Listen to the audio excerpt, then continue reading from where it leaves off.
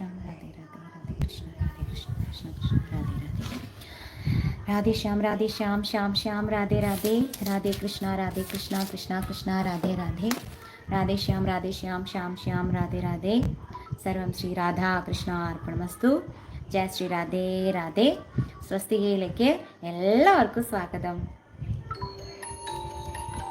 ആരെങ്കിലും ഉണ്ടോ? ഇന്ന് ഏകാദശിയാണല്ലോ. അപ്പോൾ ഞാൻ വിചാരിച്ചു വന്നിട്ട് നിങ്ങൾക്കൊരു പ്രധാനപ്പെട്ട ഒരു കഥ പറഞ്ഞു തരണമെന്ന്, ഒരു ഐതിഹ്യ കഥ. അപ്പോൾ എല്ലാവരും വേഗം ഓടിവായോ, കഥ കേൾക്കാം. ഈ കഥ നിങ്ങൾ എല്ലാവരും കേൾക്കേണ്ട ഒരു കഥയാണ്. കാരണം നമ്മുടെ കേരളത്തിൽ പണ്ടത്തെ കാലത്ത് എല്ലാ വീടുകളിലും തറവാടുകളിലും പിന്നെ ക്ഷേത്രങ്ങളിലും ഒക്കെ ഉള്ളതാണ് സർപ്പങ്ങൾക്ക് പ്രാധാന്യമുണ്ട്. സർപ്പങ്ങളെ ആരാധിക്കുന്ന ഒരു പാരമ്പര്യമാണ് നമുക്കുള്ളത്. സർപ്പാരാധന എന്ന് പറയുന്നത് നമ്മുടെ കേരളത്തിൻ്റെ ഒരു പാരമ്പര്യമായിട്ടുള്ള ആരാധനാ ചരിത്രമാണ് സർപ്പാരാധന എന്ന് പറയുന്നത്.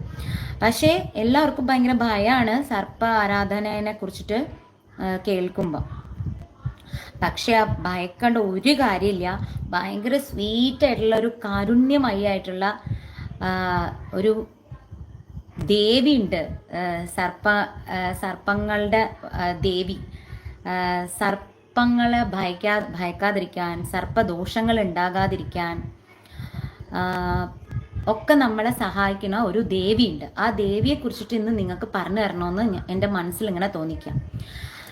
ഞാൻ ഭഗവാന്റെ കഥകൾ പറഞ്ഞു തരാറുണ്ട്. അതിൻ്റെ കൂട്ടത്തിൽ ഭഗവാനുമായിട്ട് റിലേറ്റ് ചെയ്ത ഒരുപാട് കഥകൾ ഞാൻ പറഞ്ഞു തന്നിട്ടുണ്ട്. അഷ്ടാവക്രമുനിയുടെ കഥ, നാരദമുനിയുടെ കഥ, പിന്നെ കുറേ ആളുകളുടെ കഥകൾ ഞാനിങ്ങനെ അതിൻ്റെ ഇടയിൽ ഇങ്ങനെ വരുമ്പോൾ ഞാൻ വിശ്വാമിത്രൻ്റെ കഥ, വസിഷ്ഠമുനിയുടെ കഥ, അങ്ങനെ നമ്മുടെ പുരാണമായിട്ട് ബന്ധപ്പെട്ട പല പല കഥകളും ഞാൻ നിങ്ങൾക്ക് പറഞ്ഞു തന്നിട്ടുണ്ടെങ്കിലും നാഗാരാധനയെ പറ്റിയിട്ടുള്ള ഒരു കഥ ഞാൻ ആദ്യമായിട്ടായിരിക്കും നിങ്ങൾക്ക് പറഞ്ഞു തരുന്നത്. ഈ കഥ എനിക്ക് പറയാൻ തോന്നിപ്പിച്ചത് സാക്ഷാൽ ഗുരുവായൂരപ്പനാണ്. കാരണം ഞാൻ നിങ്ങൾക്ക് പറഞ്ഞു തന്നിട്ടുണ്ട്, ഭഗവാന്റെയും രാധാറാണിയുടെയും ഏറ്റവും പ്രധാനപ്പെട്ട ഒരു പുസ്തകമാണ്, പുരാണമാണ് ബ്രഹ്മവൈവത്ര പുരാണം. അപ്പൊ ഈ ബ്രഹ്മവൈവത്ര പുരാണത്തിൽ ആരെയൊക്കെ കുറിച്ചിട്ട് പറഞ്ഞിട്ടുണ്ടോ, അല്ലെ ആരെയൊക്കെ കുറിച്ചിട്ടൊക്കെ പ്രധാനമായിട്ട് പറയുന്നോ, അവരെയൊക്കെ കുറിച്ചിട്ടുള്ള കഥകൾ, ഇപ്പൊ സുബ്രഹ്മണ്യനായിട്ടോട്ടെ, ഗണപതി ആയിട്ടോട്ടെ, ശിവൻ, പാർവതി ദേവി, ഇവരുടെയൊക്കെ കഥകൾ ഞാൻ പറയുന്നതിന് കാരണം ഇവരൊക്കെ ഭഗവാന് ഏറ്റവും പ്രിയപ്പെട്ട ആളുകളാണ്. അപ്പൊ ഇവരുടെയൊക്കെ കഥ നമ്മുടെ ജീവചരിത്രത്തിൽ നമ്മൾക്ക് ഏറ്റവും, അല്ലെ നമ്മളുടെ ജീവിതമായിട്ട് ഏറ്റവും ബന്ധപ്പെട്ട് കിടക്കുന്ന ആളുകളല്ലേ നമ്മുടെ ജീവചരിത്രത്തിൽ ഉണ്ടാവുള്ളൂ. അതുപോലെ ഭഗവാനുമായിട്ട് രാധാറാണിയായിട്ട് ബന്ധപ്പെട്ട എല്ലാ കാര്യങ്ങളും ഉള്ളതാണ് ബ്രഹ്മവൈവത്ര പുരാണം. അപ്പൊ ഈ ബ്രഹ്മവൈവത്ര പുരാണത്തില് പ്രധാനമായിട്ടും പറയുന്ന ദേവിമാരെ കുറിച്ചിട്ട് ഒക്കെ ഞാൻ നിങ്ങൾക്ക് പറഞ്ഞു തരലുണ്ട്. അപ്പൊ ഞാൻ ഈയിടെ വായിച്ച ഒരു കഥയല്ല, ഐതിഹ്യമാണ്. അതും ആ ദേവിയെ കുറിച്ചിട്ട് പറഞ്ഞു തരാൻ അതിനെനിക്ക് സാധിച്ചതിന് ഞാൻ ഗുരുവായൂരപ്പനോട് രാധാറാണിയോടും നന്ദി പറയുന്നു. ആ ദേവിയുടെ പേരാണ് മനസാദേവി. ദേവി ഭാഗവതത്തിലും മനസാദേവിയെ കുറിച്ചിട്ട് പറയുന്നുണ്ട്. അപ്പൊ ആരാണ് മനസാദേവി? മനസാദേവിക്ക് ഒരുപാട് പേരുകളുണ്ട്. വെസ്റ്റ് ബംഗാളില്, അസാമില് ഒക്കെ ദേവിയെ ആരാധിക്കുന്നത് മനസാദേവി എന്ന് പറഞ്ഞിട്ടാണ് ആരാധിക്കുന്നത്. നമ്മുടെ കേരളത്തില് മീൻസ് നമ്മുടെ തമിഴ്നാട്, കർണാടക ഭാഗത്തൊക്കെ മഞ്ചമ്മ എന്ന് പറഞ്ഞിട്ടാണ് ആരാധിക്കുന്നത്. എനിക്കൊന്നു കേരളത്തില് മലമ്പുഴയില്, അതായത് പാലക്കാട് ജില്ലയിലെ മലമ്പുഴയ്ക്കടുത്ത് മനസാദേവിയുടെ ഒരു ചെറിയ ക്ഷേത്രമുണ്ട്. അത് മാത്രമാണ് ഞാനിപ്പോൾ കേരളത്തിൽ നോക്കിയപ്പോൾ കണ്ടിട്ടുള്ള ക്ഷേത്രം. അത് വലിയ പ്രശസ്തമായിട്ടൊന്നും അതിന്റെ ഫോട്ടോസ് ഒക്കെ സെർച്ച് ചെയ്തപ്പോൾ ഒന്നും കിട്ടിയിട്ടില്ല. അപ്പൊ ആ ക്ഷേത്രത്തെ കുറിച്ച് ആർക്കെങ്കിലും എന്തെങ്കിലും അറിയാമെങ്കിൽ എൻ്റെ ഇതിൽ കമന്റിൽ ഇടണം. ആ ക്ഷേത്രം നമ്മൾക്ക് എല്ലാവർക്കും അറിയിച്ചു കൊടുക്കണം. അപ്പോ മനസാദേവി ആരാണ്? മനസാദേവിയെ കുറിച്ചിട്ട് പറയാനാണെങ്കിൽ എനിക്ക് മനസാദേവിയോട് ഭയങ്കര സ്നേഹം. ശ്രീകൃഷ്ണന്റെ പരമഭക്തയായ മനസാദേവി. ശ്രീകൃഷ്ണനെ 3 യുഗം ദേവി ഇങ്ങനെ ഭയങ്കരമായിട്ട് തപസ് ചെയ്തു.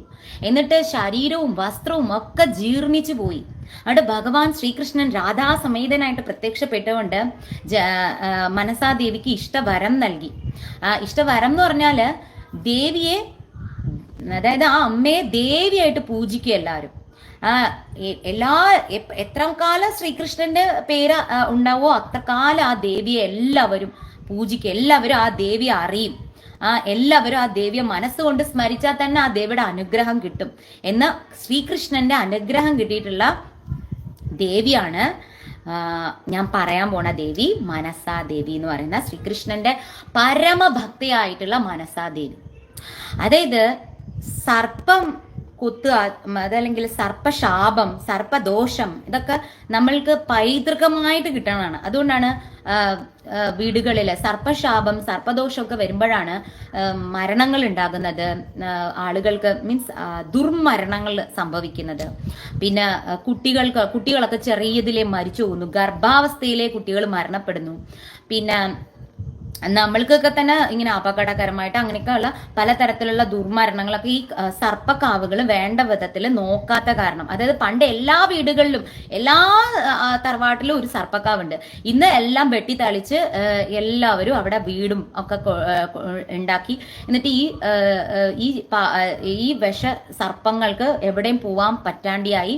അങ്ങനെ അവരുടെ ശാപം, അവരുടെ ആ ഭയങ്കര ശാപം നിമിത്തം 7 തലമുറയാണ് സർപ്പങ്ങളുടെ ശാപം അനുഭവിക്കുക എന്ന് പറഞ്ഞാൽ 7 തലമുറകളോളം അനുഭവിക്കുന്നതാണ് സർപ്പശാപം എന്ന് പറയുന്നത്.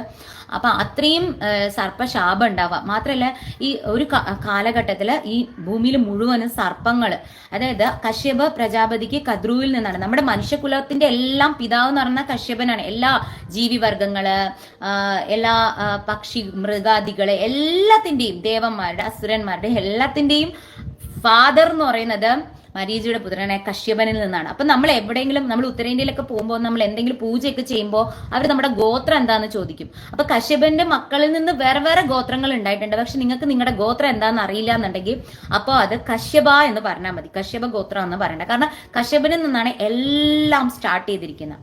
അപ്പോ കശ്യപ പ്രജാപതിക്ക് കദ്രുവിൽ നിന്നാണ് സർപ്പകുലം ഉണ്ടായിരിക്കുന്നത്, നാഗങ്ങളുടെ കുലം ഉണ്ടായിരിക്കുന്നത്. അതിന്നാണ് അനന്തൻ, വാസുകി, മറ്റേ നമ്മുടെ കാളിയൻ, എല്ലാ സർപ്പങ്ങളും ഈ സർപ്പ കുലം ഫുള്ളായിട്ട് ഉണ്ടായിരിക്കുന്നത് കദ്രു നിന്നും വിനീതയിൽ നിന്നുമാണ് ഉണ്ടായിരിക്കുന്നത്. അപ്പോ ഈ സർപ്പങ്ങൾ ഒരു കാലത്ത് ഇവിടെ ഭൂമി മുഴുവനും സർപ്പങ്ങൾ, അങ്ങനെ സർപ്പങ്ങൾ കൊത്തി കൊത്തി കൊത്തി ആളുകൾക്ക് ഒരുപാട് മരണം സംഭവിക്കുക. അപ്പൊ അങ്ങനെ ഇപ്പോഴും അതേപോലത്തെ ഒരു കാലഘട്ടം വരികയാണ്. ഇപ്പോ മഴയില്ല, ഇടി വെട്ടുമ്പോഴാണ് ഈ സർപ്പങ്ങളുടെ മുട്ട പൊട്ടിയിട്ട് അത് പൊട്ടി പോകുന്നത്. ഇപ്പോ ഇടി വെട്ടുന്നൊക്കെ കുറവാ. അപ്പൊ ഇപ്പൊ ഭൂമിയിൽ സർപ്പങ്ങളുടെ എണ്ണം കൂടി വരികയാണ്. അപ്പൊ അതുപോലൊരു കാലഘട്ടം മുമ്പുണ്ടായിരുന്നു. അതായത് ഭൂമിയിൽ ഭയങ്കര സർപ്പങ്ങള്, എവിടെ നോക്കിയാലും പാമ്പ്. അപ്പോ അങ്ങനെ ഇരിക്കുന്ന സമയത്ത് ഇങ്ങനെ ആളുകൾക്കൊക്കെ അങ്ങനെ സർപ്പങ്ങളുടെ ദംശനയത്ത് മരണം സംഭവിച്ചുകൊണ്ടിരിക്കുകയാണ്. അപ്പോ അങ്ങനെ സംഭവിച്ചുകൊണ്ടിരിക്കുമ്പോ നമ്മുടെ കശ്യപ പ്രജാപതിയോട് എല്ലാവരുടെയും ഫാദറാണല്ലോ കശ്യപൻ. അപ്പൊ അദ്ദേഹത്തിനോട് ചെന്നിട്ട് പരാതി പറയും. എല്ലാ ജീവിവർഗങ്ങളും പോയിട്ട് പരാതി പറയും, ഈ പാമ്പുകളുടെ ശല്യം കാരണം ജീവിക്കാൻ പറ്റുന്നില്ല, അപ്പൊ എന്താ ചെയ്യേണ്ടത് എന്ന് പറഞ്ഞിട്ട് കശ്യപനോട് പോയിട്ട് സങ്കടം പറയും. അപ്പൊ ഈ സമയത്ത് മറ്റൊരു കാര്യം കൂടി ഉണ്ടായിട്ടുണ്ട്. അപ്പൊ ഈ സർപ്പങ്ങളുടെ ഇത് അധികരിച്ചു, സർപ്പങ്ങളുടെ അഹങ്കാരം വർദ്ധിച്ചപ്പോൾ സർപ്പങ്ങളുടെ അമ്മയായ കദ്രു പറഞ്ഞു, ഈ എല്ലാ സർപ്പങ്ങളുടെയും നാശം ഉണ്ടാവും, ഒരു കാലത്ത് എല്ലാത്തിനും നാശം ഉണ്ടാവും എന്ന് പറഞ്ഞിട്ട് അത് അമ്മ തന്നെ മക്കളെയൊക്കെ ശപിക്കുകയാണ്. അപ്പൊ ഇത് അറിയുന്ന വാസുകി നമ്മുടെ പാലാഴി കടയുന്ന സമയത്ത് കടക്കോലായിട്ട് ഉപയോഗിക്കുന്നത് വാസുകിയാണ്. നമ്മുടെ ശിവഭഗവാന്റെ കഴുത്തിലെ ആഭരണമാണ് വാസുകി. ഞാൻ പ്രയാഗ്രാജിൽ പോയപ്പോൾ നാഗവാസുകിയുടെ ക്ഷേത്രം കണ്ടിട്ടുണ്ട്. ആ പ്രയാഗ്രാജിൽ ഇത് തന്നെ ആ പാലാഴി മദനത്തിന്റെ കഥയാണത്. അതായത് നാഗവാസുവിനെ ഈ കടക്കോലായിട്ട് ഉപയോഗിക്കുമ്പോൾ ആ ദേഹമൊക്കെ മുറിഞ്ഞ് പൊട്ടിയിട്ട് നാഗവാസുകി ഇങ്ങനെ വിഷമിച്ചിട്ട് അമൃതെല്ലാം എല്ലാവരും കൊണ്ടുപോയി. പക്ഷെ പാവ ഇത്രയും കഷ്ടപ്പാട് അനുഭവിച്ചത് നാഗവാസുകി. അപ്പോൾ നാഗവാസുകിയുടെ അടുത്ത് ഭഗവാൻ വന്നിട്ട് പറയും, നീ പോയിട്ട് പ്രയാഗ്രാജിൽ പോയിട്ട് സ്നാനം ചെയ്യും, നിന്റെ ശരീരത്തിലെ എല്ലാ മുറിവുകളും എല്ലാം ആ ത്രിവേണി സംഘസ്ഥാനത്തിൽ പോയിട്ട് സ്നാനം ചെയ്യുമ്പോൾ ഭഗവാൻ എല്ലാം ഇല്ലാണ്ടാവും. അങ്ങനെയാണ് നാഗവാസുകി വന്നിട്ട് പ്രയാഗ്രാജിൽ സ്നാനം ചെയ്തിട്ട് അദ്ദേഹം റെസ്റ്റ് ചെയ്യുന്ന പ്ലേസിലാണ് ഇപ്പോൾ നാഗവാസുകി ക്ഷേത്രമുള്ളത്. എനിക്കത് കാണാൻ പറ്റി. എനിക്ക് തോന്നുന്നു ആ ക്ഷേത്രം കാണാൻ പറ്റിയത് പിന്നെയാണ് എനിക്ക് ഈ മാനസദേവിയുടെ കഥയും പറയാൻ പറ്റുക. കാരണം നാഗവാസുകി ശിവഭഗവാനെ പ്രാർത്ഥിക്കുകയാണ്, തനിക്കൊരു സഹോദരി ഉണ്ടാവണം, ശിവാംശത്തിൽ തനിക്കൊരു സഹോദരി ഉണ്ടാവണം. മാത്രമല്ല ആ സഹോദരിയിലൂടെ സർപ്പങ്ങളുടെ കുലത്തിന് സർപ്പങ്ങളുടെ കുലത്തിന് നന്മ വരണം, സർപ്പങ്ങൾ കൊണ്ട് വേറെ ആർക്കും ഒരു ഉപദ്രവം ഉണ്ടാകാൻ പാടില്ല, അങ്ങനെ എനിക്കൊരു സഹോദരിയെ വേണം എന്ന് പറഞ്ഞിട്ട് ശിവനെ തപസ് ചെയ്യുമ്പോൾ ശിവാംശത്തിലാണ് കശ്യപന് മനസ്സുകൊണ്ട് ബ്രഹ്മാവ് പറയാണ് ശിവനെ. അപ്പോൾ അതേ സെയിം ടൈമിൽ തന്നെ കശ്യപ പ്രജാപതിയും ഈ പറയുന്ന ആളുകൾ വന്നിട്ട് വിഷമം പറയുമ്പോൾ കശ്യപ പ്രജാപതിയും മനസ്സുകൊണ്ട് ശിവനെ പ്രാർത്ഥിക്കുകയാണ്, എനിക്കൊരു മകള് വേണം എന്ന് പറഞ്ഞിട്ട്. അങ്ങനെ മനസ്സാൽ ഉണ്ടാകുന്ന ആ മനസ്സുകൊണ്ട് സംജാതയാകുന്ന ദേവിയാണ് മനസാദേവി എന്ന് പറയുന്നത്. അങ്ങനെ കശ്യപ പ്രജാപതിക്ക് ശിവാംശത്തില് ജനിക്കുന്ന പുത്രിയാണ് മനസാദേവി. അപ്പൊ മനസാദേവി ജനിച്ച പാടെ അച്ഛന്റെ നിർദ്ദേശാനുസരണം ശിവഭഗവാനെ പ്രാർത്ഥിക്കാനായിട്ട് കൈലാസത്തിലേക്ക് പോവും. അങ്ങനെ കൈലാസത്തിൽ പോയി ശിവനെ പ്രാർത്ഥിച്ച് പാർവതി ദേവിയുടെ പ്രിയ കൂട്ടുകാരിയായി മാറും മനസാദേവി. അങ്ങനെ പ്രിയ കൂട്ടുകാരിയായി മാറിയതിനു ശേഷം അപ്പോ ശിവൻ എന്താ ചെയ്യാന്ന് വെച്ചാല് പറയും, ഇനി അങ്ങ് പോയിട്ട് ഗോലോകവാസിയായിട്ടുള്ള ഭഗവാൻ ശ്രീകൃഷ്ണനെ ഭജിക്കാൻ പറയും. അങ്ങനെ അത് ദേവി ഭാഗവതത്തിലും ബ്രഹ്മപവിത്ര പുരാണത്തിൽ ഈ കഥ പറയുന്നുണ്ട്. അതായത് ശിവൻ പറയും, അങ്ങ് ഞാൻ എല്ലാ രീതിയിലും ദേവിയിൽ സംപ്രീതിയായി, ഇനി ദേവി പോകേണ്ടത് അഖിലാണ്ടകോടി ബ്രഹ്മാണ്ടനാഥനായ ഭഗവാനെ പ്രീതിപ്പെടുത്തു. അപ്പൊ അങ്ങയ്ക്ക് പലതരം സിദ്ധികളും കിട്ടും, അങ്ങയുടെ ജന്മ ഉദ്ദേശം സഫലവും ആവണമെങ്കിൽ ആ അഖിലാണ്ടകോടി ബ്രഹ്മാണ്ടനാഥൻ വിചാരിക്കണം എന്ന് പറഞ്ഞിട്ട് അങ്ങനെയാണ് മനസാദേവി പോയിട്ട് ശ്രീകൃഷ്ണ ഭജനം നടത്തുകയാണ്. എല്ലാ ദിവ്യജ്ഞാനവും എല്ലാ വേദാംഗവും എല്ലാം മനസാദേവിക്ക് പഠിപ്പിച്ചു കൊടുക്കുന്നത് മഹാദേവനാണ്. അതിനുശേഷം അദ്ദേഹം പ്രളയാന്തം വരെ അക്ഷയമായി നിൽക്കുന്ന ഒരു മന്ത്രം ഉപദേശിച്ചു കൊടുക്കുക. അതാണ് അഷ്ടാദരി മന്ത്രം. ആ അഷ്ടാദരി മന്ത്രവും ശ്രീകൃഷ്ണ കവചവും ജപിക്കാൻ വേണ്ടിയിട്ട് പറയും, ദേവിയോട് പറയും. അങ്ങനെ ആ ദേവി 3 യുഗങ്ങള് ഭഗവാൻ ശ്രീകൃഷ്ണനെ മാത്രം ധ്യാനിച്ച് ആദ്യം ശിവഭക്തിയായിരുന്നു. കണ്ടോ, നമ്മള് ശിവന്റെ ഏറ്റവും വലിയ ഭക്തിയായിരിക്കും, പിന്നെ ശ്രീകൃഷ്ണന്റെ ഏറ്റവും വലിയ ഭക്തനോ ഭക്തിയോ ഒക്കെ ആയി മാറുക. കാരണം മഹാദേവന്റെ കാരുണ്യം ഉണ്ടെങ്കിലേ ഭഗവാനെ അറിയാൻ സാധിക്കുള്ളൂ, ഗുരുവായൂരപ്പനെ. അതുപോലെ ഗുരുവായൂരപ്പന്റെ കാരുണ്യം ഉണ്ടെങ്കിൽ ആരാണ് മഹാദേവ ശിവൻ എന്നറിയാനും പറ്റുള്ളൂ. അപ്പൊ രണ്ടും പരസ്പര പൂരകങ്ങൾ, രണ്ടും ഒന്നാണ്. അപ്പോ അദ്ദേഹം ഇങ്ങനെ പറഞ്ഞിട്ട് ദേവി പോയിട്ട് തപസ് ചെയ്യും, 3 യുഗം തപസ് ചെയ്യും. അപ്പോഴ് ശ്രീകൃഷ്ണൻ രാധാസമേതനായി പ്രത്യക്ഷപ്പെട്ടുകൊണ്ട് അനുഗ്രഹിക്കും. എനിക്ക് വേണ്ടിയിട്ട് ഇത്രയും ത്യാഗങ്ങൾ സഹിച്ചില്ലേ ദേവി, അതുകൊണ്ട് നിന്റെ ഖ്യാതി ഇനി മേൽക്കുമേൽ ഉയരും. നിന്റെ ജന്മത്തിന് എന്ത് ഉദ്ദേശമാണ് ഉണ്ടാവുന്നത് അത് കംപ്ലീറ്റ് ആയിട്ട് സഫലമാകും. എത്ര കാലം ശ്രീകൃഷ്ണന്റെ പേര് നിലനിൽക്കണോ അത്രയും കാലം മാനസാദേവിയുടെ പേരും നിലനിൽക്കും എന്ന് പറഞ്ഞിട്ട് ദേവി അനുഗ്രഹിക്കുകയാണ്. അങ്ങനെ മാനസദേവിക്ക് ഒരു പേരൂടെ കൃഷ്ണൻ കൊടുക്കുകയാണ്, ജരൽക്കാരു എന്ന് പറഞ്ഞ പേര്. കേട്ടിട്ടുണ്ടോ ജരൽക്കാരു എന്ന് പറഞ്ഞ പേര്? അതായത് ശരീരവും വസ്ത്രവും എല്ലാം ജീർണിച്ചു പോയി ആ ഭക്തിയില്, ഭഗവാനോടുള്ള ഭക്തിയില്, ആ അഗമ്യമായ ഭക്തിയില് മനസാദേവി ലയിച്ചിരുന്നു പോയി 3 യുഗങ്ങൾ. അങ്ങനെ ആ ഭഗവാനോടുള്ള ഭക്തിയിൽ എല്ലാം ആ ശരീരബോധമേ പോയ ആ ദേവിക്ക് ഭഗവാൻ കൊടുത്ത പേരാണ് ജരൽക്കാരു എന്നുള്ള പേര് കൊടുത്തു. അങ്ങനെ വാസുകിയുടെ സഹോദരിയായ മനസാദേവി ജരൽക്കാരു. ഒരുപാട് പേരുകൾ ഉണ്ട് കേട്ടോ ദേവിക്ക്. ശിവന്റെ പരമഭക്തയായതുകൊണ്ട് ശൈവി എന്ന് അറിയപ്പെടുന്നുണ്ട്. സുന്ദരിയാണ്, മനോഹരിയാണ്, വെളുത്ത നിറത്തോടു കൂടിയതാണ്, അതുകൊണ്ട് ജഗത് ഗൗരി എന്ന പേരിൽ അറിയപ്പെടുന്നുണ്ട്. ഭഗവാനോട് അചഞ്ചലമായ ഭക്തി ഉള്ളത് കൊണ്ട് വൈഷ്ണവി എന്ന പേരിൽ അറിയപ്പെടുന്നുണ്ട്. നാഗവാസുകിയുടെ സഹോദരി ആയതുകൊണ്ട് നാഗഭഗിനി എന്ന പേരിൽ അറിയപ്പെടുന്നുണ്ട്. ഇനി ജനമേജയൻ സർപ്പസത്രം നടത്തി സർപ്പങ്ങളെയൊക്കെ കൊല്ലാൻ നോക്കുമ്പോ സർപ്പങ്ങളെ രക്ഷിക്കാനായിട്ട് കാരണക്കാരിയായി അസ്തികൻ എന്ന് പറയുന്ന ഒരു മകനെ പ്രസവിച്ചുകൊണ്ട് ആ മകൻ കാരണമാണ് ജനമേജയൻ സർപ്പസത്രം സ്റ്റോപ്പ് ചെയ്യുന്നത്, നിർത്തുന്നത്. അപ്പൊ ആ മകന്റെ ജനനത്തിന് കാരണമായി സർപ്പകുലത്തെ സംരക്ഷിച്ചത് കൊണ്ട് നാഗേശ്വരി എന്ന പേരിൽ അറിയപ്പെടുന്നുണ്ട്. അതുപോലെ ജരൽക്കാരു മഹർഷിയുടെ ഭാര്യ ആയതാണ്. ഭർത്താവിന്റെ പേരും ജരൽക്കാരു എന്നായിരുന്നു കേട്ടോ. ഭാര്യയ്ക്കും ഭർത്താവിനും സെയിം പേരായിരുന്നു, ജരൽക്കാരു. അപ്പോ ജരൽക്കാരു മഹർഷിയുടെ ഭാര്യ ആയതുകൊണ്ട് ജരൽക്കാരു പ്രിയ എന്ന പേരിലും അറിയപ്പെടുന്നുണ്ട്. പിന്നെ പുത്രൻ ഏറ്റവും വൈഷ്ണവ അംശത്തില്, നാരായണ അംശത്തില് ഒരു മകൻ ജനിക്കുന്നുണ്ട്. ആ മകനിലൂടെയാണ് സർപ്പസത്രം ജനമേജയൻ സ്റ്റോപ്പ് ചെയ്യുന്നത്. അപ്പൊ ആസ്തികൻ എന്നാണ് ആ കുട്ടിയുടെ പേര്. അപ്പൊ ആസ്തികന്റെ മാതാവായതുകൊണ്ട് ആസ്തിക മാതാവ് എന്ന പേരിൽ അറിയപ്പെടുന്നുണ്ട്. അതുപോലെ എല്ലാ വിഷത്തെയും, ഏത് തരത്തിലുള്ള വിഷവും നശിപ്പിക്കാനുള്ള കഴിയുന്ന ഒരു ദേവി ആയതുകൊണ്ട് വിഷഹാരി എന്ന പേരിൽ അറിയപ്പെടുന്നുണ്ട്. പിന്നെ മഹാജ്ഞാന സിദ്ധിയുണ്ട്, യോഗസിദ്ധിയുണ്ട്, മരിച്ചവരെ പോലും പുനർജീവിപ്പിക്കാനുള്ള കഴിവുള്ളതുകൊണ്ട് മഹാജ്ഞാനവതി എന്ന പേരിൽ അറിയപ്പെടുന്നുണ്ട്. ഇതെല്ലാം ദേവിയുടെ പേരാണ് കേട്ടോ. മനസാദേവിയുടെ പേരാണ്. ഇപ്പൊ പറഞ്ഞ അത്രയും പേരുകളും നമ്മൾ ഓർത്താൽ തന്നെ നമുക്ക് സർപ്പഭയം ഉണ്ടാവില്ല.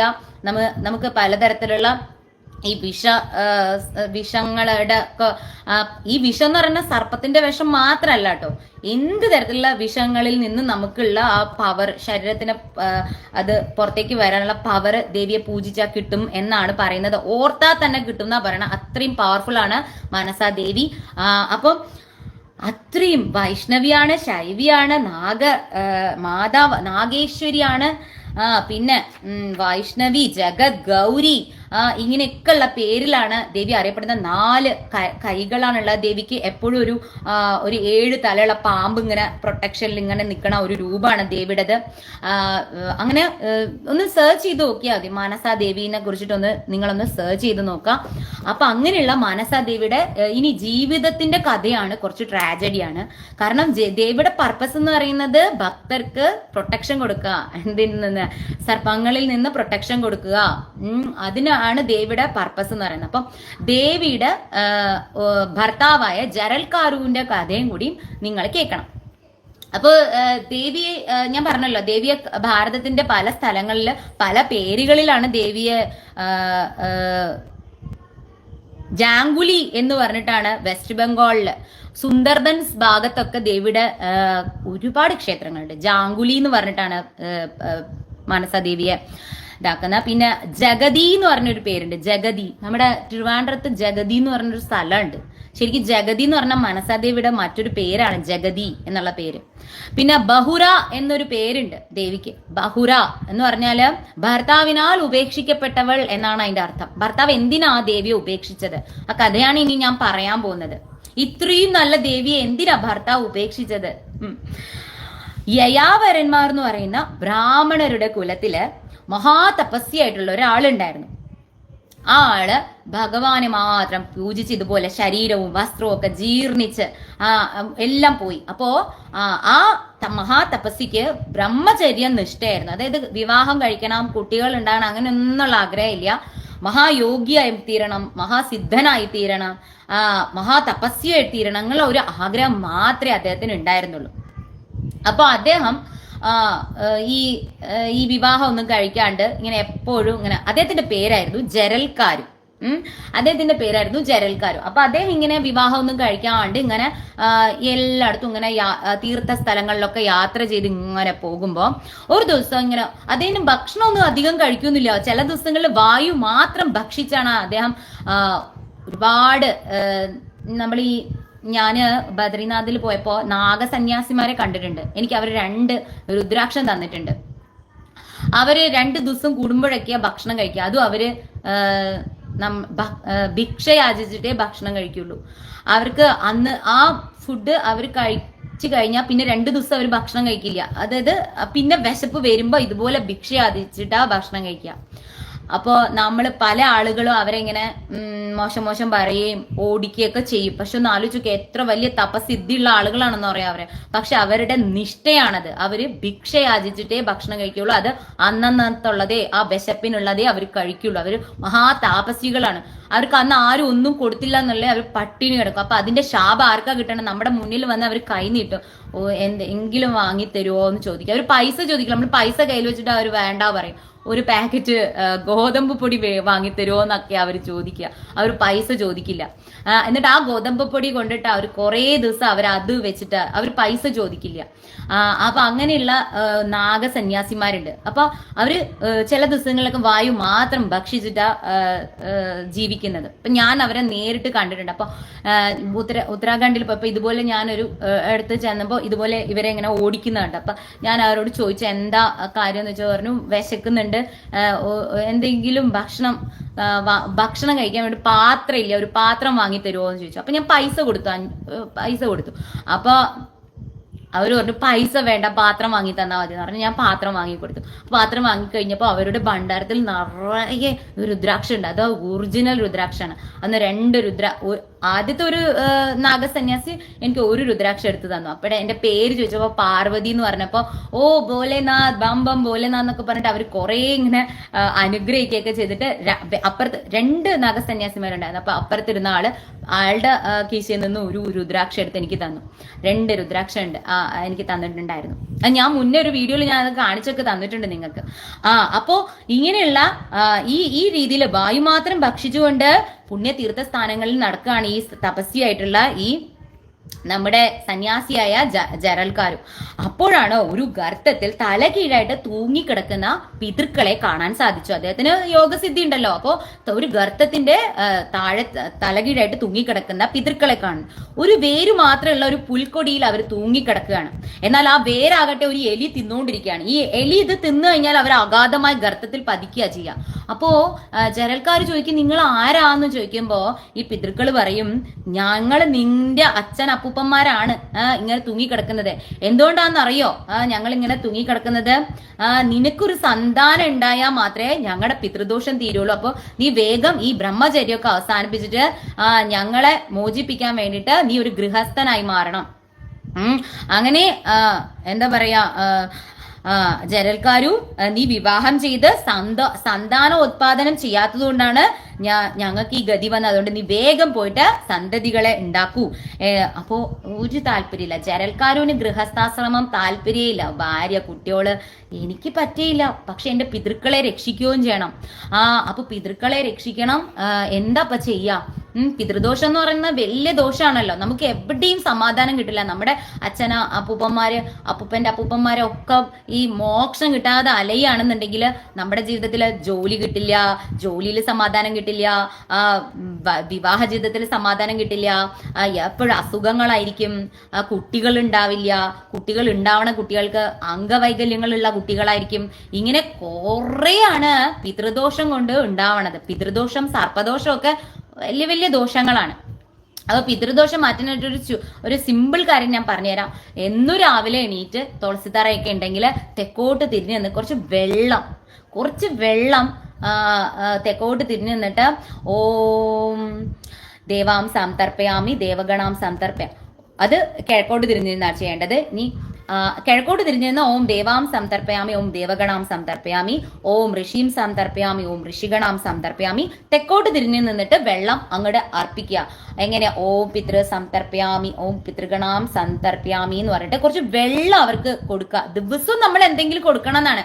അത് നമ്മൾ ചെയ്യില്ല. നമ്മൾ ആചരിക്കേണ്ട പ്രധാനപ്പെട്ട യജ്ഞങ്ങളിൽ ഒന്നാണത്. പക്ഷെ നമ്മളത് ഡെയിലി ചെയ്യാൻ പറ്റാത്തവര് കുറച്ച് വെള്ളമെങ്കിലും അല്ലെ. ഇനി നിങ്ങൾക്ക് അത് വയ്യെങ്കിൽ എപ്പോഴും ഒരു ദിവസം ഒരു വീട്ടിലെ ഒരു കോർണറിൽ തെക്കോട്ട് തിരിച്ചിട്ട് ഒരു വിളക്ക് കത്തിച്ച് വെക്കുക പിതൃക്കൾക്ക് വേണ്ടിയിട്ട്.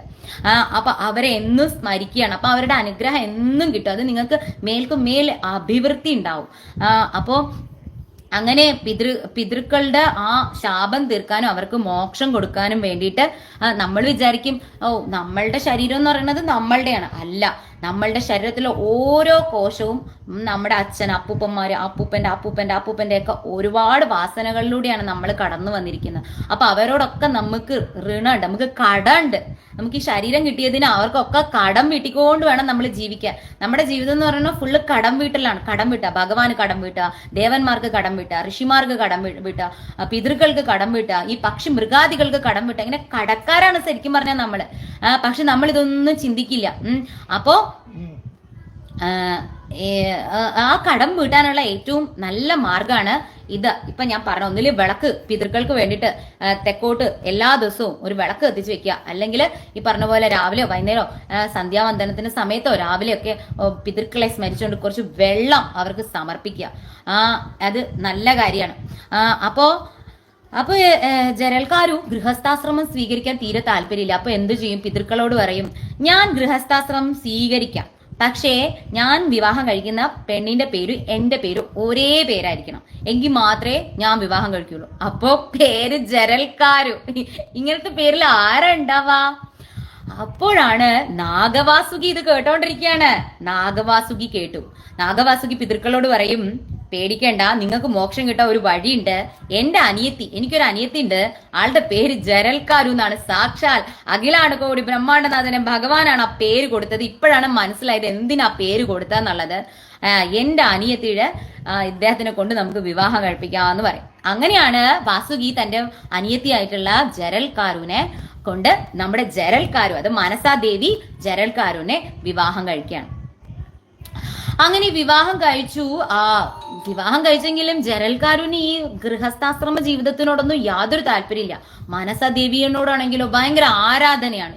അങ്ങനെ ഒരു സ്ത്രീയോട് ഭയങ്കര ആരാധനയുമാണ് ജരൽക്കാരുവിന്. പക്ഷെ ഗൃഹസ്ഥാശ്രമ ജീവിതത്തിനോട് താല്പര്യമില്ല.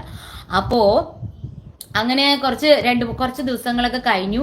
അപ്പോ ഒരു ദിവസം ജരൽക്കാര് പറയും, നീ ഞാൻ പറയുന്നതിന് എന്തെങ്കിലും വിപരീതമായിട്ട് പ്രവർത്തിക്കുകയോ എനിക്ക് അപ്രിയമായിട്ട് എന്തെങ്കിലും ചെയ്താൽ ഞാൻ അന്നേരം തന്നെ നിന്നെ ഉപേക്ഷിക്കും എന്ന് പറയും.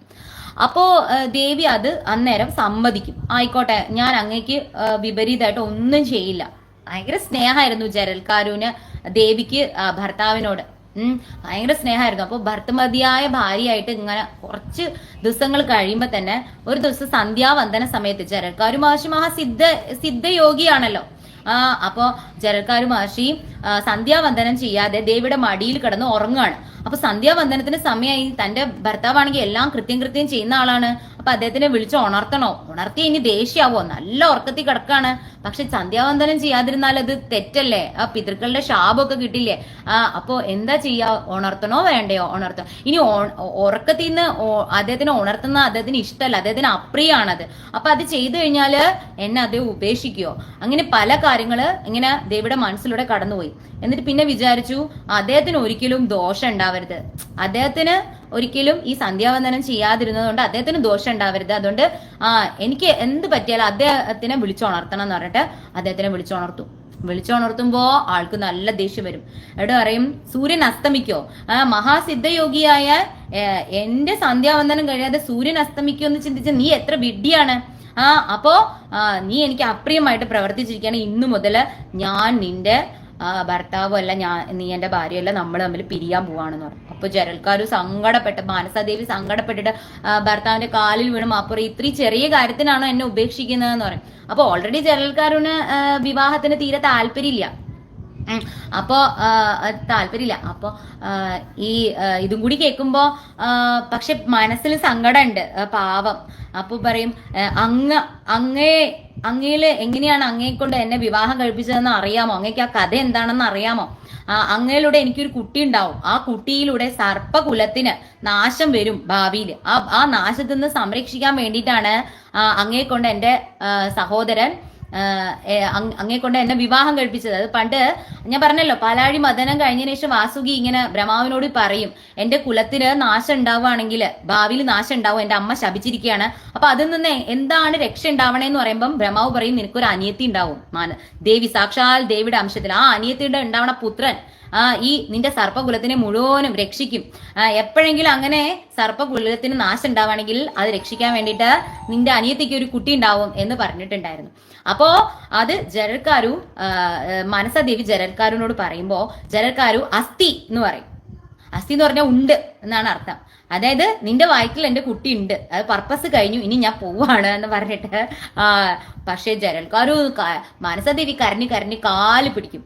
അപ്പോ എന്നിട്ട് ഭയങ്കര സിദ്ധിയുള്ള ആളാണല്ലോ, ഭഗവാനെ വിളിക്കും, കൃഷ്ണനെ വിളിക്കും, ബ്രഹ്മാവിനെ വിളിക്കും, വിഷ്ണു ശിവനെ വിളിക്കും. അപ്പൊ 3 ത്രിമൂർത്തികളും അവിടെ പ്രത്യക്ഷപ്പെട്ടിട്ട് മനസാദേവിയെ ആശ്വസിപ്പിക്കും. എന്നിട്ട് പറയും, നിന്റെ ജീവിതത്തിന്റെ പർപ്പസ് കഴിഞ്ഞു, ഇതാണ്, ഇനി നീ ദേവിയാണ്. ഈ ശിവനും ബ്രഹ്മാവും ത്രിമൂർത്തികൾ പോലും പൂജിക്കുന്ന ദേവിയായിട്ട് ഇനി മാറാൻ പോവാണ് മനസാദേവി. ഈ സർപ്പകുലത്തിനെ മുഴുവനും സംരക്ഷിക്കുന്ന ആളാണ് നീ. ഒരുപാട് ഉയരത്തിലാണ് ഇനി ദേവിയുടെ സ്ഥാനം എന്ന് പറയുന്നത്. ജഗത് ഗൗരിയായിട്ട്, വൈഷ്ണവിയായിട്ട്, ശൈവിയായിട്ട്, വിഷഹാരിയായിട്ട്, അങ്ങനെ ഒരു മഹാജ്ഞാനവതിയായിട്ടൊക്കെ അറിയപ്പെടേണ്ട ആളാണ് നീ. നീ ഇങ്ങനെ ചെറിയൊരു കാര്യം, ഭർത്താവ് ഇങ്ങനെ എന്നെ വിട്ടു പോയി എന്ന് പറഞ്ഞ് നീ വിഷമിക്കേണ്ട ആളല്ല. നീ അതിലും ഉയരത്തിൽ എത്തേണ്ട ദേവിയായിട്ട് ആളുകൾ പൂജിക്കേണ്ട ആളാണ്. ഈ പറയുന്ന മഹർഷി കൂടി നിന്നെ നാളെ പൂജിക്കും. ഈ പറയുന്ന മഹാദേവൻ, നീ ആരെയാണോ തപസ് ചെയ്ത് നീ ആരുടെ അടുത്തു നിന്നാണോ ജ്ഞാനം സ്വീകരിച്ച ആ മഹാദേവൻ പോലും നാളെ നിന്നെ പൂജിക്കും. അത്ര ഉയർന്ന രീതിയിൽ എത്തേണ്ട ആളാണ് നീ. അതുകൊണ്ട് വിഷമിക്കേണ്ട, നീ പോയിട്ട് നല്ല കുഞ്ഞിന് ജന്മം കൊടുക്കാൻ പറയും. അങ്ങനെ വാസുകിയുടെ ഗൃഹത്തിലേക്ക് പോവാണ്, സഹോദരന്റെ ഗൃഹത്തിലേക്ക് തിരിച്ചു പോവാണ് ജരൽക്കാരു. എന്നിട്ട് അവിടുന്ന് ആസ്തികൻ എന്ന് പറയുന്ന മഹാജ്ഞാനിയായിട്ടുള്ള യോഗിയായിട്ടുള്ള വൈഷ്ണവ അംശത്തില്, അത് സാക്ഷാൽ ഭഗവാന്റെ അംശത്തിലുള്ള മകന് ജന്മം കൊടുക്കുകയാണ് നമ്മുടെ ജരൽക്കാരു, നമ്മുടെ മാനസാദേവി. മാനസാദേവിയുടെ ക്ഷേത്രങ്ങളിലൊക്കെ പോയാൽ മാനസാദേവി ഇങ്ങനെ ഫുൾ ഇങ്ങനെ സർപ്പത്തിന്റെ ഇങ്ങനെ തലയിൽ ഒരു കയ്യിൽ സർപ്പം ഉണ്ടാവും, ഒരു കയ്യിൽ ശംഖും മറ്റേ കയ്യിൽ താമരയും, പിന്നെ ഒരു കയ്യിൽ ഒരു കുഞ്ഞും ഉണ്ടാവും, ഒരു കുട്ടി ഉണ്ടാവും എപ്പോഴും മടിയിൽ. അത് മകനാണ്. അപ്പോ ഭയങ്കര മേഴ്സിഫുൾ ആണ്, മാതൃവാത്സല്യമുള്ള സർപ്പദേവതയാണ് മാനസാദേവി എന്ന് പറയുന്നത്. അപ്പോ ആസ്തികനെ പ്രസവിച്ച് ആസ്തികൻ വലുതായി. അപ്പൊ ആ സമയത്താണ് നമ്മുടെ പരീക്ഷിത്ത് മഹാരാജാവ് എന്താ ചെയ്തത്? പരീക്ഷിത്ത് മഹാരാജാവ് തക്ഷകൻ കൊത്തി മരിക്കും 7 ദിവസത്തിനുള്ളിൽ. അങ്ങനെയാണല്ലോ നമുക്ക് ശ്രീമദ് ഭാഗവതം കിട്ടണത്. അപ്പോ പരീക്ഷിത് രാജാവിന്റെ മകൻ ഗർഭസ്ഥ ശിശു ആയിരിക്കുമ്പോഴാണ് അച്ഛൻ മരണപ്പെടുന്നത്. കുട്ടി പുറത്തു വരുമ്പോ അമ്മ കഥയൊക്കെ പറഞ്ഞു കൊടുക്കുമ്പോ കുഞ്ഞിന് സർപ്പകുലത്തിനോട് അതിയായ ഭയങ്കര ദേഷ്യം. ഈ സർപ്പങ്ങളെ എല്ലാം കൊന്നൊടുക്കണം. മാത്രമല്ല അന്ന് ഭൂമിയില് സർപ്പങ്ങളുടെ ആ എണ്ണം കൂടിക്കൂടി വരികയും ചെയ്യുന്നുണ്ട്. അങ്ങനെ ഈ ജനമേജയൻ സർപ്പസത്രം നടത്തുകയാണ്. അങ്ങനെ ഘോര വിഷപ്പാമ്പുകളൊക്കെ ഈ സർപ്പസത്രം നടക്കുന്ന ആ യാഗാഗ്നിയിൽ പ്രവേശിച്ച് വെന്ത് മരിച്ചുകൊണ്ടിരിക്കുക. അപ്പൊ വാസുകി മനസാദേവിയോട് പറയും, മനസ്സേ നീ വിചാരിച്ചാലേ നമ്മുടെ സർപ്പകുലത്തിനെ രക്ഷിക്കാൻ പറ്റുള്ളൂ. അതാ തക്ഷകനെ കൊല്ലാൻ വേണ്ടിയിട്ടുള്ള ജനമേജയന്റെ യജ്ഞം കാരണം എത്രയോ സർപ്പങ്ങള് അതായത് ഒരു വംശത്തിന് തന്നെ നാശം സംഭവിച്ചുകൊണ്ടിരിക്കുകയാണ്. അപ്പോ വാസുകി പോയി പറയുമ്പോൾ മനസാദേവി തന്റെ മകനായ ആസ്തികനെ യജ്ഞശാലയിലേക്ക് വിടും. അപ്പോ ജനമേജയന്റെ യജ്ഞശാലയുടെ മുന്നിൽ ചെന്ന് ആസ്തികൻ അതിമനോഹരമായിട്ടൊരു ഗാനം ആലപിക്കുന്നാ പറയുന്നത്. ആ ഗാനാലാപനം കേട്ടിട്ട് ജനമേജയന് വളരെ സന്തോഷവും ആഹ്ലാദവും. എന്നിട്ട് ഒരു കൊച്ചുകുട്ടി, പക്ഷെ ആ കൊച്ചുകുട്ടിയാണെങ്കിലും അവൻ പണ്ഡിതനാണ്, അവന് എല്ലാ ജ്ഞാനവും അറിവുണ്ട് എന്ന് മനസ്സിലാക്കുന്ന ജനമേജയൻ അദ്ദേഹത്തിനെ ആദരിച്ച്, ആരാണെന്നൊന്നും അറിയില്ല, എന്നിട്ട് ആദരിച്ച് ഈ സർപ്പസത്രത്തില് ഒരു പ്രധാനപ്പെട്ട പൂജനീയമായ സ്ഥാനത്തിരുത്തും അസ്തികനെ. എന്നിട്ട് പറയും, ഈ സത്രം കഴിയുമ്പോ ഞാൻ സംപ്രീതനായി കഴിഞ്ഞാൽ എന്റെ അച്ഛനെ കൊന്ന തക്ഷകനെ ഈ യാഗാഗ്നിയിൽ ഇട്ട് കഴിഞ്ഞാൽ അങ്ങീ പാടിയില്ല, ആ പാട്ടിന് ഞാൻ അങ്ങക്ക് എന്താണോ വേണ്ടെന്ന് വെച്ചാൽ ആ വരം ഞാൻ അങ്ങക്ക് തരും എന്ന് പറയും. അങ്ങനെ സർപ്പസത്രം നടന്നുകൊണ്ടിരിക്കുകയാണ്. തക്ഷകനെ പിടിക്കാൻ പറ്റില്ല. തക്ഷകൻ ഇന്ദ്രന്റെ സാരിയുടെ ഉത്തരീയത്തിന്റെ പിന്നിൽ ഒളിച്ചിരിക്കുകയായിരുന്നു എന്നാണ് പറയുന്നത്. അവസാനം സർപ്പസത്രം നടക്കുന്ന ഋതുക്കളൊക്കെ പറയും, ഇന്ദ്രന്റെ ഉത്തരീയത്തിന്റെ ഉള്ളിലാണ് തക്ഷകൻ ഇരിക്കുന്നത്. അപ്പൊ ഇന്ദ്രന് കുഴപ്പമുണ്ടാക്കണം. ആരാണോ അയാളെ സംരക്ഷിക്കുന്ന അയാൾക്ക് പ്രശ്നം ഉണ്ടാക്കുമ്പോ അയാൾ പെട്ടെന്ന് ഇദ്ദേഹത്തിനെ വിട്ടങ്ങ് പോകും, ഇല്ലേ? അങ്ങനെയല്ലേ? അപ്പൊ ശത്രുവിന്റെ മിത്രത്തിനെ ആദ്യം കുഴപ്പത്തിലാക്കണം. അപ്പോ ഇന്ദ്രന് കുഴപ്പമുണ്ടാക്കാൻ നോക്കുമ്പോ ഇന്ദ്രൻ പെട്ടെന്ന് തക്ഷകനെ അങ്ങോട്ട് കൈവിട്ട് ഒഴിയും. അപ്പൊ തക്ഷകന് പിന്നെ നിൽക്കക്കളി ഇല്ലാതെ ഇങ്ങനെ ആകാശത്തിന്റെ മുകളിൽ ഇങ്ങനെ പതിക്കുകയാണ്, യാഗാഗ്നിയിലേക്ക് ഇങ്ങനെ പതിച്ചുകൊണ്ടിരിക്കുമ്പോ സന്തോഷായി ജനമേജയന്. തന്റെ അച്ഛനെ കൊത്തിയ തക്ഷകൻ അതാ പറന്നു വരുന്നുണ്ട്. ഇപ്പൊ അവൻ ഈ യാഗാഗ്നിയിൽ വീണ് വെന്ത് ചാകും. സന്തോഷം എന്ന് പറഞ്ഞാൽ ഭയങ്കര സന്തോഷം. അപ്പോ അസ്തികനെ വിളിച്ചിട്ട് പറയും, മോനെ വാ, നിനക്ക് എന്ത് വരാ വേണ്ട ചോദിക്കുന്നു പറയും. അപ്പൊ ആസ്തികൻ പറയും, എന്ത് വര ചോദിച്ചാലും തരണം. ഒരു യഥാർത്ഥമായിട്ടുള്ള ഒരു പുരുഷൻ അല്ലെങ്കിൽ ഒരു രാജാവ് പറഞ്ഞ വാക്ക് പാലിക്കാണ്ടിരിക്കരുതെന്ന് പറയും. അപ്പൊ പറയില്ല, ഞാൻ പാലിക്കും, എന്ത് വേണേലും നീ ചോദിച്ചോ, ഇപ്പൊ നീ എന്ത് ചോദിച്ചാലും ഞാൻ തരും എന്ന് പറയും. അപ്പൊ പറയും, ഈ സത്രം നിർത്തണം എന്ന് പറയും. ഇപ്പൊ ഈ സത്രം നിർത്തണം. സർപ്പകുലത്തിന് മൊത്തത്തിൽ അങ്ങനെ ഇല്ലാണ്ടാക്കാൻ പാടില്ല. എല്ലാം വേണം ഈ ഭൂമിയിൽ, നല്ലതും വേണം, തിന്മയും വേണം, എല്ലാം വേണം. ഇപ്പൊ നമ്മൾ പറയില്ലേ, ഒരേ കാര്യം ഒന്ന് മാത്രം ഭൂമിയിൽ നിലനിൽക്കുകയാണെങ്കിൽ അത് അധികരിച്ച് അത് അഹങ്കാരമായിട്ട് വരും. അതിന്റെ ശല്യം കാരണം പിന്നെ ആളുകൾക്ക് പിന്നെ അത് മടുക്കും. അപ്പൊ അതിനെ കോമ്പൻസേറ്റ് ചെയ്യാനായിട്ട് വേറെ ഒരു സംഭവം വേണം, എല്ലാം വേണം. ഇപ്പൊ നമ്മള് ചുമ്മാ തമാശക്ക് പറയാട്ടെ. അപ്പൊ നമ്മൾ ഈ രാഷ്ട്രീയത്തിൽ തന്നെ ഒരേ പാർട്ടി തന്നെ ഇങ്ങനെ നിന്ന് കഴിഞ്ഞാല് അവർക്ക് അഹങ്കാരവും, അതിൽ കള്ളന്മാര് കയറി പറ്റും, അവര് എന്തൊക്കെ ചെയ്യും. എന്നിട്ട് നമ്മളെ ഭരണഘടന ഫുള്ള് കറപ്റ്റഡ് ആവും, നമ്മുടെ ഈ ജനാധിപത്യ വ്യവസ്ഥിതിയെ തകർച്ചയിലാകും. അപ്പൊ അതിനെ കോമ്പൻസേറ്റ് ചെയ്യാൻ വേറെ ആളുകൾ വരണം, വേറെ എതിർ കക്ഷികൾ വരണം. അതെ എല്ലാം ഈ ഭൂമിയിൽ എന്ത് സാധനം നോക്കിയാലും എല്ലാത്തിനും ഒരു കോമ്പൻസേഷൻ എപ്പോഴും ഉണ്ടാവും. മനുഷ്യനെ അഹങ്കരിക്കാൻ തുടങ്ങുമ്പോൾ ഭഗവാൻ കൊറോണയെ വിടും. അഹങ്കാരം മാറ്റാൻ വേണ്ടിയിട്ട് പേടി വരണം, മരണ ഭയം വരണം, നമ്മൾ ഒന്നും അല്ല എന്നുള്ള ബോധം വരണം. അതിനിട്ട് ചിലപ്പോ വൈറസിനെ വിടും, ചിലപ്പോ ഇതുപോലെ നമ്മളെ ഭയപ്പെടുത്തുന്ന കാര്യങ്ങള് വരും. അതെന്തിനാണ്? നമുക്ക് മരണഭയം വന്നാലേ നമ്മള് അത്രയും ഡൗൺ ടു എർത്ത് ആയിട്ട് വിനയത്തോട് കൂടിയിട്ട് മറ്റുള്ള ആളുകളെ ദ്രോഹിക്കാതെ ഈശ്വരനെ ഭഗവാനെ നമ്മളൊന്നും അല്ലേ എന്നുള്ള ആ ഒരു വിനയത്തോടു കൂടി നമ്മൾ ജീവിക്കുള്ളൂ. അപ്പൊ അതിനു വേണ്ടിയിട്ടാണ് കൊറോണ വരുന്നതും ഇതുപോലുള്ള സർപ്പങ്ങള് ഒക്കെ വരുന്നതും നമ്മളെ ഭയപ്പെടുത്തുന്നതും ഒക്കെ. അതായത് നമ്മുടെ ജീവിതത്തിൽ ഈ പ്രളയം വരുന്നതും അതായത് ഈ പറയുന്ന 3 തരത്തിലുള്ള താപങ്ങൾ ഭഗവാൻ തരുന്നത് ഇങ്ങനെ രോഗങ്ങളായിട്ട്, അല്ലെങ്കിൽ ഈ വന്യജീവികളുടെ ആക്രമണങ്ങളായിട്ട്, അല്ലെങ്കിൽ ഇതുപോലെയുള്ള പ്രകൃതിക്ഷോഭങ്ങളായിട്ടൊക്കെ നമുക്ക് ദുഃഖങ്ങൾ തരുന്നത് ഈശ്വരനെ അറിയാനും ഈശ്വരനിൽ സമർപ്പിച്ച് ജീവിക്കാനും വേണ്ടിയിട്ടാണ് നമുക്ക് തരുന്നത്.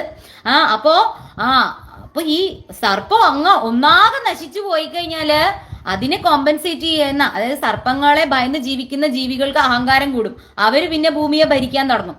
അപ്പൊ എല്ലാവരും വേണം മിതമായ അളവിൽ. അതിന്റെ കൃത്യമായ കൗണ്ട് ഭഗവാന്റെ കയ്യിലുണ്ട്. അത് കൂടാനും കുറയാനും ഭഗവാൻ സമ്മതിക്കില്ല. അതുകൊണ്ടാണ് നമ്മുടെ ഭൂമിയിൽ എപ്പോഴാണോ ഈ ഭൂമിയിൽ ആ സന്തുലിതാവസ്ഥയെ കോട്ടം വരുന്ന ഭൂമിദേവി പോയിട്ട് ഭഗവാനോട് പറയും, എനിക്ക് വയ്യ ഇതിനെയൊന്നും താങ്ങാൻ, കുറെ എണ്ണത്തിന് അങ്ങ് കളഞ്ഞേക്ക്, നശിപ്പിച്ചേക്ക്, ഉടനെ വരും ഒരു ഭൂകമ്പം, അല്ലെങ്കിൽ ഒരു പ്രളയം, അല്ലെങ്കിൽ കുറെ വൈറസ്. ഇത് ഭൂമിദേവി ഭഗവാന്റെ ഭക്തയാ. ഭൂമിദേവിയെ സംരക്ഷിക്കേണ്ട ഭഗവാന്റെ ചുമതലയാ. അതുകൊണ്ട് നമുക്ക് ആരെയും ഒന്നിനെയും കുറ്റം പറയാൻ പറ്റില്ല. അപ്പോ ഭഗവാൻ ഇതുപോലെ സർപ്പകുലത്തിനെ സൃഷ്ടിച്ചിരിക്കുന്നത് ഒരു പർപ്പസിന് വേണ്ടിയിട്ടാ. അപ്പൊ അതിനെ നശിപ്പിക്കാൻ നോക്കുക ജനമേജയൻ. അപ്പോ അസ്തികൻ അതിനെ തടയും. അസ്തികൻ അമ്മയുടെ അനുഗ്രഹം ഉണ്ട്. മനസാദേവി ആണല്ലോ, സർപ്പങ്ങളുടെ നാഗേശ്വരി ആണല്ലോ, നാഗേശ്വരിയുടെ മകനാണല്ലോ അസ്തികൻ. അപ്പൊ അതിനുള്ള പവർ അസ്തികനുണ്ട്. അപ്പോ അസ്തികന്റെ വാക്കുകൾ, അദ്ദേഹത്തിന്റെ ജ്ഞാനപൂർണമായ സംസാരം, ഇതൊക്കെ കേൾക്കുമ്പോൾ ജനമേജയന് മനസ്സിലാവും, ശരിയാണ് ഈ കുട്ടി പറയുന്നതിൽ കാര്യമുണ്ട്, എല്ലാത്തിനെയും അങ്ങനെ നശിപ്പിച്ച് കളയാൻ പാടില്ല. ഒന്ന് ചീഞ്ഞാലേ ഒന്നിന് വളമാകുള്ളൂ. അപ്പൊ എന്തെങ്കിലും കാര്യമുണ്ട്. അപ്പൊ എന്റെ അച്ഛന്റെ മരണത്തിന് പിന്നിൽ ഒരുപാട് കാര്യമുണ്ട്. അതിന്റെ പിന്നില് അതിന് പിന്നിൽ കർമ്മദോഷമുണ്ട്. ഒക്കെ കാര്യകാരണ സഹിതം ആ കുട്ടി പറഞ്ഞു കൊടുക്കുമ്പോ ജനമേജയന് മനസ്സിലാവും. ജനമേജയൻ പറയും, അപ്പോ അസ്തികൻ സ്റ്റോപ്പ്, അവിടെ നിക്ക് എന്ന് പറയുമ്പോ തക്ഷകൻ ഇങ്ങനെ പതിച്ചുകൊണ്ടിരിക്കുകയാണ് താഴത്തേക്ക്. തക്ഷകൻ പെട്ടെന്ന് ആകാശത്തിലും അല്ല ഭൂമിയിലും അല്ലാണ്ട് അവിടെ സ്റ്റക്കായി നിൽക്കും. ജനമേജയൻ ക്ഷമ ചോദിക്കും എല്ലാവരോടും, സർപ്പകുലത്തിനോട് ഒന്നാകെ ക്ഷമ ചോദിക്കും. എനിക്ക് തെറ്റ് പറ്റിപ്പോയതാണ്, ഈ കുഞ്ഞാണ് എനിക്ക് ശരിയായ അറിവ് തന്നത് എന്ന് പറഞ്ഞിട്ട് അസ്തികന് വളരെ പൂജനീയമായ സ്ഥാനം കൊടുക്കും. അങ്ങനെ അതാണ് അസ്തികന്റെ കഥ. അസ്തികൻ എന്നുള്ള പേര് നമ്മൾ പറഞ്ഞാൽ പോലും നമുക്ക് സർപ്പഭയം ഉണ്ടാവില്ല എന്നാണ് പറയുന്നത്. അത് ബ്രഹ്മവൈവത്ര പുരാണത്തിലും ഈ പറയുന്ന ദേവി ഭാഗവതത്തിലും പറയേണ്ട അസ്തികൻ എന്ന് പറയുന്ന പേര് നമുക്ക് സർപ്പത്തിനോട് ഭയം ഉണ്ടാകുമ്പോൾ അസ്തികൻ അസ്തികൻ അസ്തികൻ അസ്തികൻ അസ്തികൻ എന്നുള്ള പേര് ഉച്ചരിച്ചാൽ നമുക്ക് ഭയം പോകുന്ന പറയുന്നത്. അങ്ങനെ അസ്തികനെ സ്മരിക്കുന്നവർക്ക് സർപ്പഭയം ഉണ്ടാകില്ല എന്നാണ് പറയുന്നത്. അത് മാത്രല്ല മാനസാദേവി എന്ന് പറയുന്ന ദേവിയെ പൂജിക്കുക.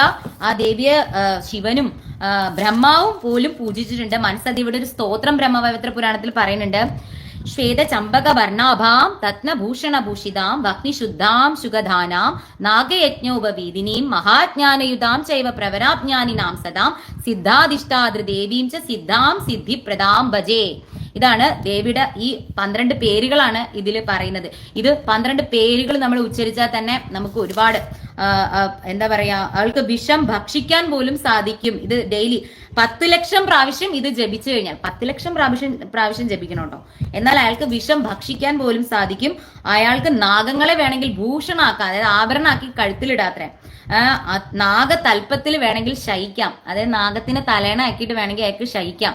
ഈ പറയുന്ന സ്തോത്രം എത്ര പ്രാവശ്യം? 10 ലക്ഷം പ്രാവശ്യം ജപിച്ചാൽ സ്തോത്ര സിദ്ധി ഉണ്ടാകും, നാഗഭയം ഉണ്ടാവില്ല എന്നാണ് പറയുന്നത്. അപ്പോൾ നമ്മുടെ മാനസാദേവിയുടെ കഥ നിങ്ങൾക്ക് ഞാൻ പറഞ്ഞു തന്നത് തന്നെ ഭഗവാൻ എനിക്ക് തന്ന അവസരമാണ്. അപ്പോ ഇതൊക്കെ പറഞ്ഞതിന് ശേഷം മാനസാദേവിയെ എല്ലാവരും പ്രകീർത്തിക്കുന്നുണ്ട്. അസ്തികന്റെ മാതാവായ മാനസാദേവിയെ അഗ്നി, വിഷ്ണു, ശിവൻ, ഗണപതി, സൂര്യൻ എല്ലാവരും പൂജിക്കുന്നുണ്ട്.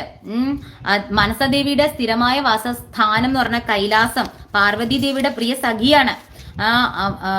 എല്ലാവരും ദേവിയെ പ്രാർത്ഥിക്കുന്നുണ്ട്. അങ്ങനെ ഇന്ദ്രൻ പോലും ദേവിയെ പൂജിക്കുന്നുണ്ട്. ഈ സ്തോത്രം ചൊല്ലി പൂജിക്കുന്നു എന്നാണ് പറയുന്നത്. ദേവിയെ പൂജിക്കുന്നവർക്ക് ഇതിൽ പറയുന്നുണ്ട്, ദേവിയെ ആഷാഢ സംക്രാന്തിയിലോ പഞ്ചമിയിലോ ദിവസം തോറുമോ ദേവിയെ പൂജിക്കുന്നവർക്ക് പുത്രപൗത്രാദികളോടുകൂടി സുഖമായി ജീവിക്കും. പുത്രപൗത്രാദികൾക്ക് കീർത്തിയും ഐശ്വര്യവും ഉണ്ടാവും. അവർക്ക് സർപ്പഭയം ഉണ്ടാവില്ല.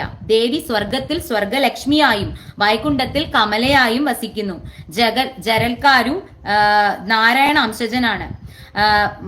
ദേവിയെ, അതായത് സർപ്പകുലത്തെ രക്ഷിക്കാൻ വേണ്ടിയിട്ട് കശ്യപൻ മനസ്സുകൊണ്ട് സൃഷ്ടിച്ചതുകൊണ്ടാണ് ദേവിക്ക് മനസ എന്നുള്ള പേര് കിട്ടിയത്.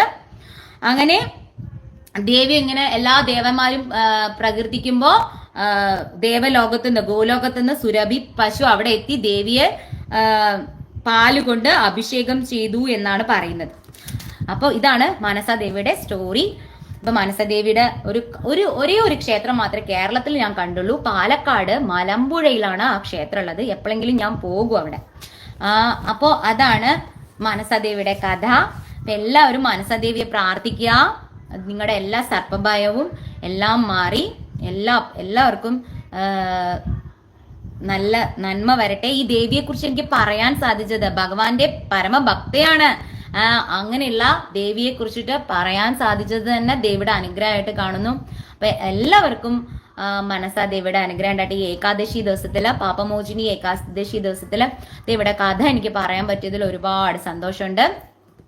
എല്ലാവർക്കും ദേവിയുടെ അനുഗ്രഹം ഉണ്ടാവട്ടെ. സർവമംഗള മംഗല്യേ ശിവേ സർവാർത്ഥ സാധികേ ശരണ്യേ ത്രംബകേ ഗൗരി നാരായണീ നമോസ്തുതേ. തപ്തകാഞ്ചന ഗൗരാംഗി രാധേ വൃന്ദാവനേശ്വരി വൃഷഭാനുസുതേ ദേവി പ്രണമാമി ഹരിപ്രിയേ. ഹേ കൃഷ്ണ കരുണാ സിന്ധു ദീനബന്ധോ ജഗത്പതി ഗോപേശ ഗോപികാ കാന്ത രാധാ കാന്ത നമോസ്തുതേ. സർവം ശ്രീ രാധാകൃഷ്ണാർപ്പണമസ്തു. ജയ ശ്രീ രാധേ രാധേ. ഒരു കാര്യം കൂടി ഉണ്ട്, സോറി പറയാൻ വിട്ടുപോയി. ഇത് കുട്ടികളുടെ ഭാഗവതാണ്. നല്ല പുസ്തകമാണ് കേട്ടോ. നല്ല പുസ്തകം എന്ന് പറഞ്ഞാൽ നിറയെ സ്റ്റോറീസ്, ഈ പറഞ്ഞ പരീക്ഷിത് മഹാരാജാന്റെ എല്ലാ കഥയും എല്ലാ സ്റ്റോറീസ് ഈ 12 അധ്യായങ്ങളിലും പ്രധാനപ്പെട്ടത് ഇങ്ങനെ പിക്ചർ രൂപത്തിൽ നിങ്ങൾക്ക് കുട്ടികൾക്ക് വായിച്ചു കൊടുക്കാം. മാത്രമല്ല നിങ്ങൾക്കും, നമ്മൾ ശരിക്കും കുട്ടിയാണ്, ഇതിലുള്ള ഓരോ കാര്യങ്ങളും വായിക്കുമ്പോൾ നമ്മൾ ശരിക്കും കുട്ടികളായി മാറും. നമുക്കേ ഒന്നും അറിയില്ല. അപ്പോൾ ശരിക്കും നമുക്ക്, അതായത് ബേസിക്സ്, ആ ഭാഗവതത്തെ കുറിച്ച് ഒന്നും അറിഞ്ഞുകൂടാത്ത 50, 60, 70 വയസ്സായിട്ടും ഭാഗവതത്തെ കുറിച്ച് ഒന്നും അറിഞ്ഞൂടാത്ത ആളുകൾക്ക് വായിക്കാൻ പറ്റിയ പുസ്തകമാണ് കുട്ടികളുടെ ഭാഗവതം. ഇത് ഗംഗാ ബുക്സ് നിന്ന് നിങ്ങൾക്ക് കിട്ടും. ഗംഗാ ബുക്സ് നിന്ന് നിങ്ങൾക്ക് ഓർഡർ ചെയ്യാം. ഗംഗാ ബുക്സിന്റെ നമ്പർ ഞാൻ പലതവണയായിട്ട് നിങ്ങൾക്ക് പറഞ്ഞു തന്നിട്ടുണ്ട്, എന്നാലും ഞാൻ ഒരു പ്രാവശ്യം കൂടെ പറയാം. ഗംഗാ ബുക്സുകാരാണ് എനിക്കിത് അയച്ചു തന്നത്. ഗംഗാ ബുക്സിൽ വിളിച്ചു ചോദിച്ചാൽ നിങ്ങൾക്ക് ഈ പുസ്തകം കിട്ടും. ഗംഗാ ബുക്സിന്റെ നമ്പർ 9447022920. ഇപ്പൊ തന്നെ വിളിച്ച് കുട്ടികൾക്ക് വേണ്ടിയിട്ടുള്ള നല്ല ഭാഗവതം നിങ്ങൾക്കും വായിക്കാം. ഒരുപാട് അറിവുണ്ട് ഇതിനകത്ത്. ഓരോ മഹർഷിമാരെ പറ്റിയിട്ടൊക്കെ സെപ്പറേറ്റ് ആയിട്ട് എഴുതിയിട്ടുണ്ട്. ഞാൻ കാണിച്ചു തരാം. ഇത് ആരാണ് എഴുതിയതെന്ന് വെച്ചാൽ സിപ്പി പള്ളിപ്പുറം എന്ന് പറയുന്ന ഒരാളാണ്. പണ്ട് ഞാൻ ബാലരമയിൽപ്പുള്ളിയുടെ കഥകൾ കുറെ വായിച്ചിട്ടുണ്ട്. ബാലരമ വായിക്കുമ്പോ സിപ്പി പള്ളിപ്പുറം ഇതാണ്. ഇതെങ്ങനെ ഓരോ ആളുകളെ കുറിച്ചിട്ടും ഉണ്ട്. ഓരോരോ ആളുകളെ കുറിച്ചിട്ടും ഇതുപോലെ ഇപ്പം ഓരോ ദേവി ദേവന്മാരെ കുറിച്ചിട്ടൊക്കെ ബ്രീഫായിട്ട് പറഞ്ഞിട്ടുണ്ട്. അപ്പം അതും കൂടി പറയാൻ, അപ്പൊ അതും കൂടി ശ്രദ്ധയിൽപ്പെടുത്തുന്നു. താല്പര്യമുള്ളവർ വാങ്ങുക. എനിക്കിഷ്ടമായതുകൊണ്ടാണ് ഞാൻ നിങ്ങൾക്കും റെക്കമെൻഡ് ചെയ്തത്. അപ്പൊ എല്ലാവർക്കും ഭഗവാന്റെ അനുഗ്രഹം ഉണ്ടാവട്ടെ. സർവം ശ്രീ രാധാകൃഷ്ണ അർപ്പണമസ്തു. ജയ ശ്രീ രാധേ രാധേ.